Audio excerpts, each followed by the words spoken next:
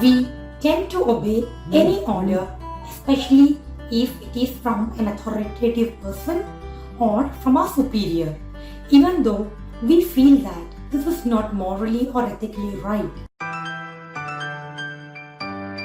Are we one of them, or are you one of them? Think about it.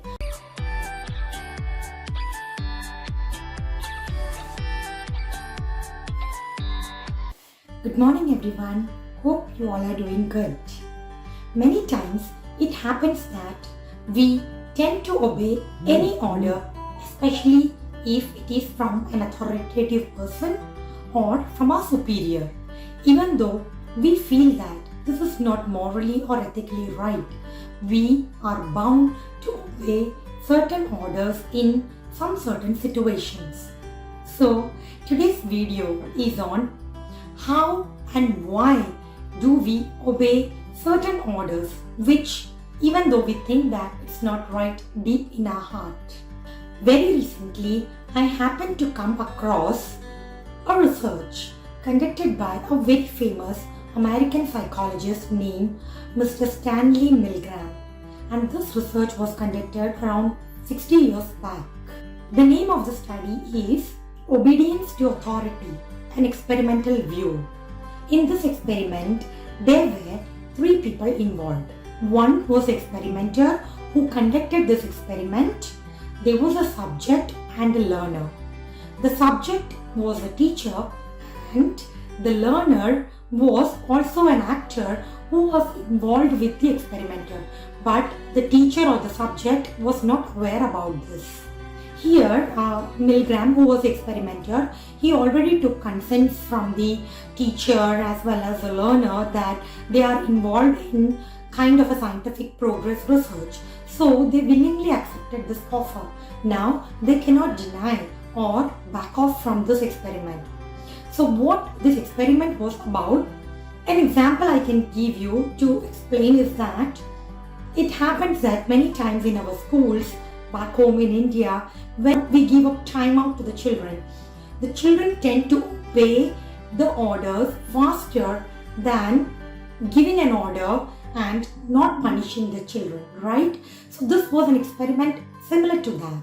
So he just wanted to know, why do we obey the order from an authority? Now, in this experiment, the subject was supposed to ask many questions to the learner. Remember, the subject is a teacher and the learner is a student. Now, the learner is fitted with so many electric shock paddles.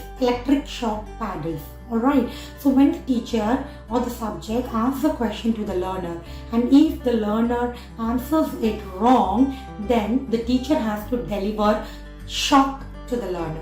Alright. Now, the shock starts from 15 volts and the maximum of the shock is 450 volts. Now here, teacher is not aware that the learner is not getting the actual shocks, but the experimenter, the one who is actually conducting the experiment, he makes the teacher believe that the learner is getting the shock, and the learner is kind of an actor. Alright, so whenever the teacher delivers the shock, the learner on the other side or in the other room will be acting as if he is in pain. So he might say like, oh, I am in too much pain, please stop it, my heart is not working, or please stop it. He may cry, he may yell, he may scream, whatever. Okay, the learner has the choice to act the way he wants, just to make the teacher believe that he is getting the actual shocks.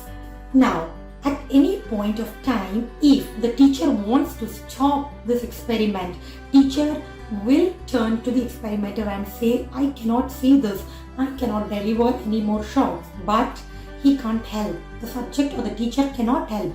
The experimenter says, please continue, you have to do it, please continue. Alright, and willingly or unwillingly, the teacher delivered the shock. This experiment was conducted around the globe by Milgram, and the results were really shocking, and it was fairly consistent too.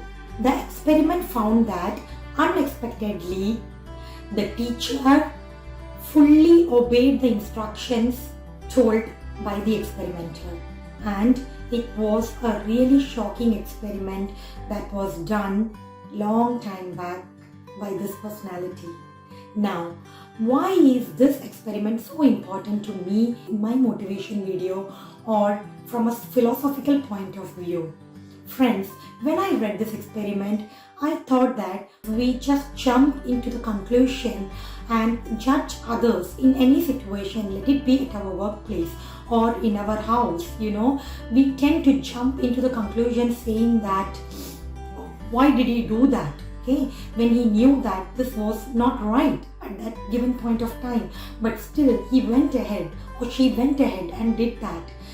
So it thrown a light on my intelligence to think, and it made me to think that the human nature is so complicated, friends. It is not so easy that we can arrive at conclusion within a fraction of a second. It is not very easy every time.